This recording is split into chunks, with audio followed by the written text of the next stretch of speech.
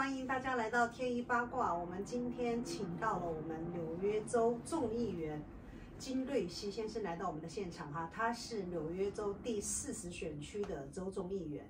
Now welcome our State Assemblyman Ron King.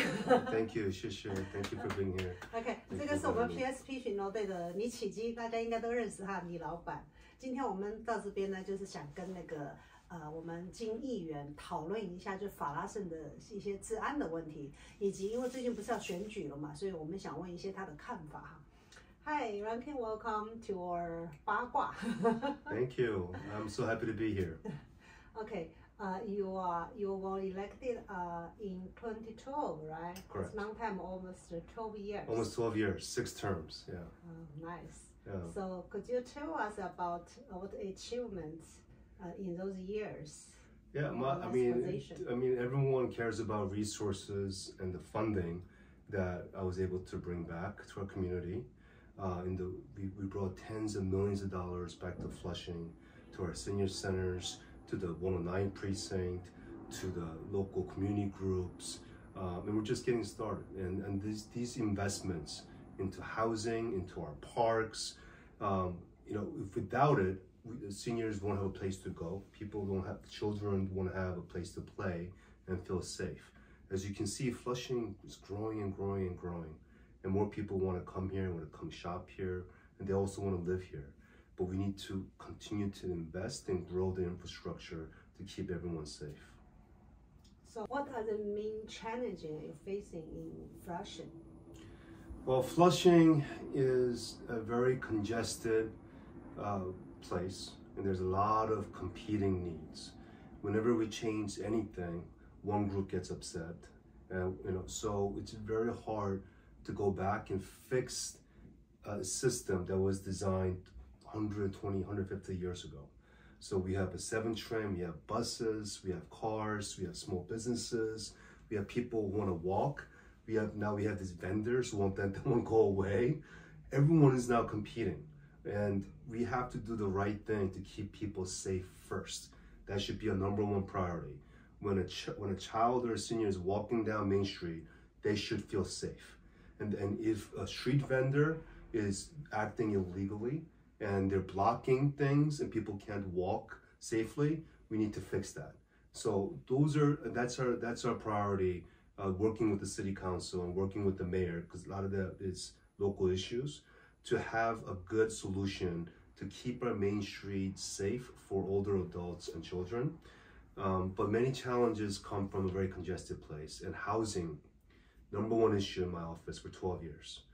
We've had over 60,000 people come in 12 years asking for affordable housing. Seniors, they wait 2, 3, 5 years waiting in line to get affordable housing. So we need to build more affordable housing, especially for our community. People think Asian Americans, we're all crazy rich Asians. We all have tons of money and we all live on Park Avenue. That's not the case. Our seniors, our older adults have the highest poverty rate, and they need more resources than any other community groups. And that's some of the work that I'm very focused on and challenges that I'm embracing. Economy, business and jobs. If we don't have small businesses that succeed, and jobs for immigrants and people that are trying to make more money, everything fails. Elections fail, democracy fails, crime goes up, everything falls apart. That's why we rely on the Public Safety Patrol now, and we want to support them because people feel unsafe. Because so many people, young people, feel hopeless. They don't have after schools, they don't have jobs. So what do? They come out and they start committing crimes and attacking poor older Asian Americans and Asian American women, and that's what we're seeing now. We're seeing the beginning of a meltdown. So we have to really focus and figure out how do we create more successful businesses and jobs so people don't feel hopeless in our society. The people said you defend police before that, and now you support police. Can you explain? I never defunded the police. My records show I've consistently supported and funded our budget to give money to the 109th and the NYPD, which is why I have the support of Mr. Lawyer Hugh Mo, who is the top person in recruiting Asian American police officers into high-ranking places. I support that organization, and I've always been with supporting our local precinct. I think the mistake was that sometimes the police officers, they're not perfect. And sometimes, you know, they get into trouble and they do bad things. So we see that in the papers. My point was that if you're a police officer, just because you have a badge, doesn't mean you can come to our community and also abuse our people. So that happened a couple of times in the last 12 years. When that happened, I said, stop. We need to hold you accountable because you can't bully us either, because you're here to protect us, not take advantage of us. You know, so we've had some accountability, but I have a right to hold the police accountable if they misbehave and they mistreat our community. But that doesn't mean that I'm defunding them. You know, I continue to support them and making sure that they'll do a good job so protecting our community. We can see the crimes very bad now in our community, and he is the one, our hope, to get back our community on the track. And he's the first one to step up with us. So, and also our priority is safety, as he said, you know. So we like to work together and look for better future. Yeah, Yeah, that's the #1 crime in Queens that's been going up, car theft. We just had a meeting with the Queens District Attorney 2 weeks ago. Everything else is getting a little better, but car theft, like your point, is going up in Queens. So I would first say to anyone who's listening, car owners, please be careful. The car washes, please, you know where you're going. You know, please be careful and be aware. Use as much of the camera and be vigilant as possible. And secondly, know that the 109th precinct and the Queens District Attorney, they're aware of it, and the Queens Borough President, they're aware of this trend, and we're working with extra resources to get ahead of it, because this is the one thing that they want to fix in the coming months. So when we have these meetings with the District Attorney, we'll definitely bring the community in, because this is a top concern in our community as well. I just said you were the first one I contact, and then you follow up, and by the precinct and what's going on, and now you're still following up in this case. Yeah, and we brought it up to the DA's office. So that's what our community, we need one leader to do what we need right away to stop that crime or issue, what happened. Yeah. Now, once they figure out who's behind it, right? Is it a gang related? Is it more sophisticated? Is it, like you're saying, you're using different plates, it's multiple teams? If it's gang related and it's that level up, everyone should be held accountable. Everyone should be arrested and they should do jail. The district attorney also realized there's some young people now. They're not coordinating. They're just being stupid. Very young people, 15, 16, and they're doing this crime. What they've discovered is that if they can intervene, district attorney, the prosecutor, if they can intervene and get them out and put them back in school and monitor them, give them a mentor, give them summer job, opportunity, they don't repeat it. But if they come out and no one is there to mentor or like help or give them a job, they go back and do worse crimes. So I think that's where a lot of the gaps are. The young people that do the repeats, no one is there to support them, so they come out and they do even worse crimes. And that's something that I take responsible as a politician, that we have to do a better job with the mayor and governor, because more and more young people are falling through the cracks and we're not helping them. See what you're doing from public housing. I know that there are people even older people there, they feel proud to wear something, to have a badge, represent the community. So that's a good thing. And there's so many things they can focus their energy on to help people, like what you're doing, instead of committing crime. We just need to connect them to the right resource and give them the right guidance.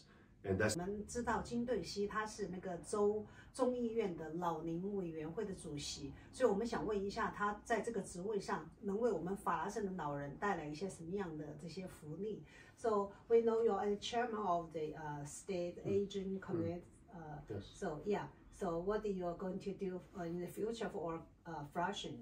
I oversee the adult daycares. We see a lot of senior centers, adult daycares. My job in the committee is to make sure those places are funded, but also they act professionally and appropriately, and making sure that all the money we're giving them, Medicaid and non-Medicaid programs, are spent properly for the older people.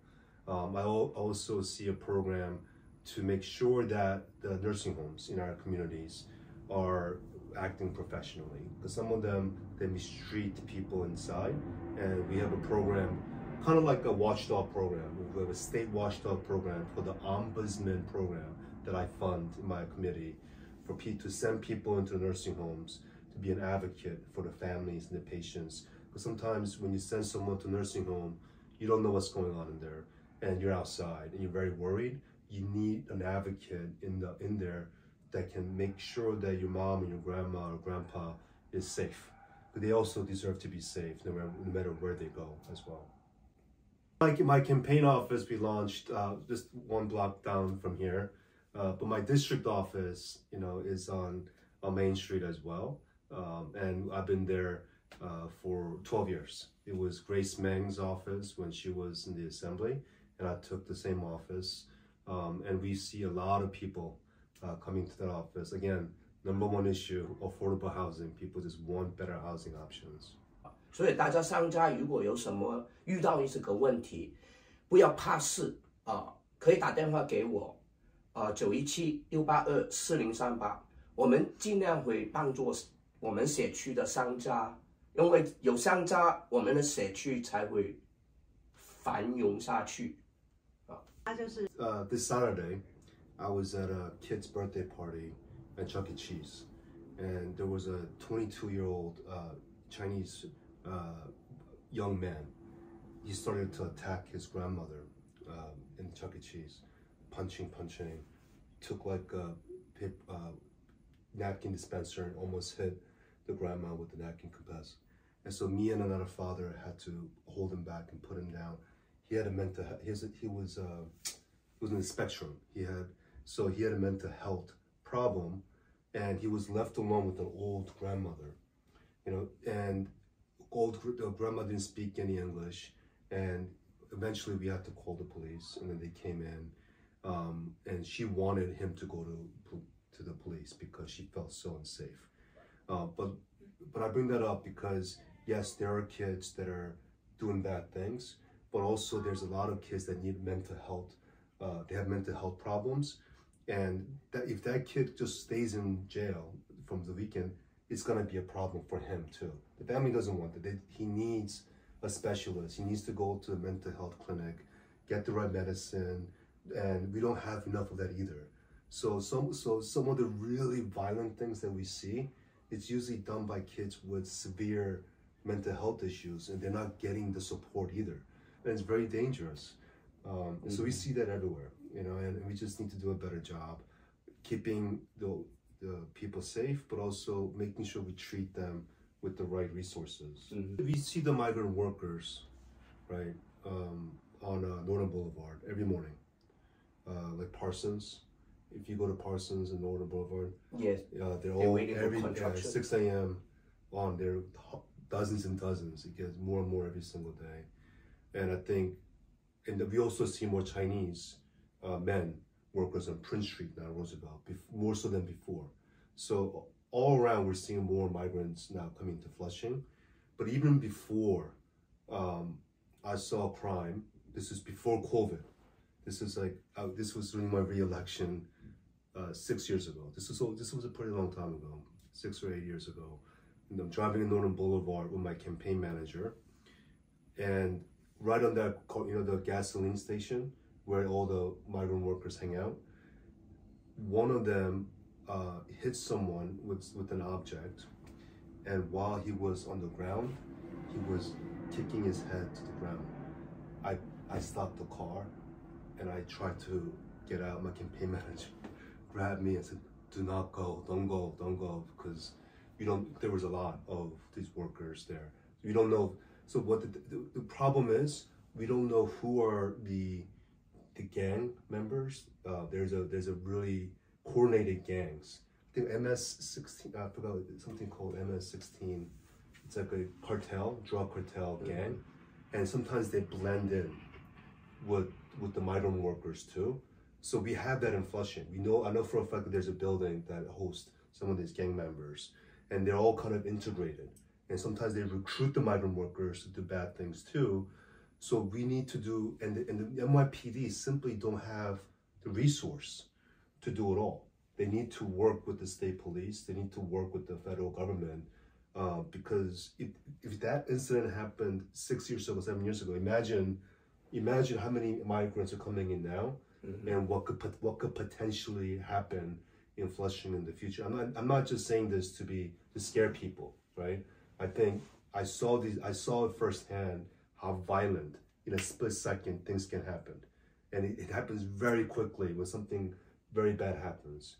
And you've seen things in the streets, very scary, and we're doing everything now to prevent that. No person should experience it, be around it, and be scared around that kind of violence. We don't want Flushing to be that way. 2 years ago, I wasn't very focused. I was kind of sleeping, and I lost my mother from COVID, 2 years ago, and I didn't really want to campaign, and I didn't have a campaign office. I didn't have a campaign manager. I just let it go.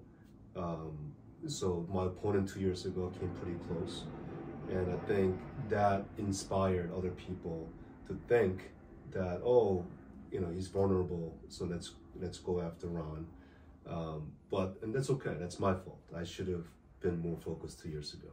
But now I feel refreshed, re-energized. I'm with Boss Lee. I'm with all these amazing leaders from the community. And now I get to share everything, reconnect with my community.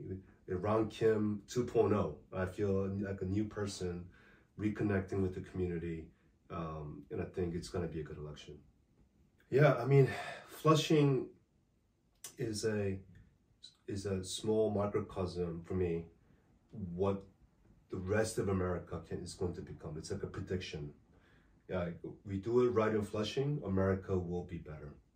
And that's because Flushing's middle class, people that are working hard, first-time homeowners, co-op owners, small business owners that are trying to just survive, they're shrinking every day. So people who are very, very rich, living, in Tangram with $5 million, 2-bedroom apartments, they're growing in Flushing, and people who are very, very poor on the bottom are growing. This is a bad combination. We need the middle people to grow. That's when we become stronger. And if we can't, Flushing has to show how to do it for the rest of America. Otherwise, the rest of America will look like Flushing in the next 15, 20 years. So for me, I'm focused on creating small business jobs, making sure that young people go back to school. We have after-school program. They go to the best public school, Stuyvesant Bronx Science. We should have another Stuyvesant Bronx Science in Queens. We should build a specialized school for our students to go to school here instead of traveling all the way to Manhattan every day for an hour and a half. Those are the investments that's going to keep our community, our middle class, really strong. And that's what I want to do in the next few years. OK， 金对西的意思就是说，现在我们法拉盛呢呈现一种，这些年来呈现一种两极分化的状态，就是富的人是越来越富，穷的人越来越穷。穷人的基数也在扩大。那就是说，法拉盛这种现状呢，它就反射到整个美国的状况。如果美国以后也是这种贫富分化特别严重的话，这对国家是不好的。所以他是要求就是增加这种中阶的力量，就中产阶级壮大我们的中产阶级，才是一个社会稳定的一个基石。所以他接下来这些就是他如果他当选以后，接下来会从这方面去着手去做这些事情。Okay, thank you very much. Thank you for joining our show. Thank you so much, Evelyn. This was great. Okay, thank you. Thank you so much. Thank you. Thank you. Thank you. Thank you so much. Thank you. Yeah.